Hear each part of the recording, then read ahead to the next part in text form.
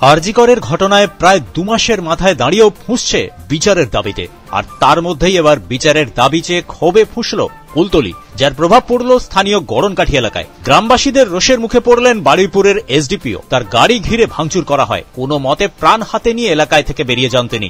ফের এলাকায় ঢুকতে গেলে বাধা দেওয়া হয় জয়নগরের তৃণমূল সাংসদ প্রতিমা মণ্ডলকেও। এদিনও গ্রামবাসীরা তাকে ঘিরে বিক্ষোভ দেখান। গত শুক্রবার স্থানীয় মহিষমারি এলাকার একটি জলা থেকে উদ্ধার হয় নাবালিকার দেহ। পরিবারের অভিযোগ, তাদের মেয়েকে ধর্ষণ করে খুন করা হয়েছে। এই ঘটনায় ধৃতকে গ্রেপ্তারির পর বারুইপুর পুলিশের দাবি, অভিযুক্ত খুনের কথা স্বীকার করেছে, তবে ধর্ষণ হয়েছে কিনা তার কোনো প্রমাণ প্রাথমিকভাবে পাওয়া যায়নি। এই পরিস্থিতিতে এলাকায় শান্তি ফেরাতে এবং গ্রামবাসীদের বোঝাতে এদিন ফের সেখানে যায় পুলিশ।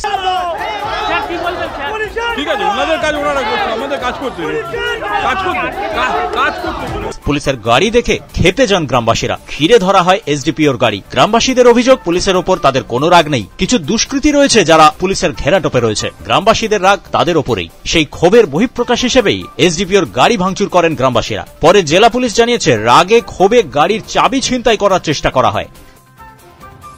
ব্যুরো রিপোর্ট, পূবের কলম ডিজিটাল।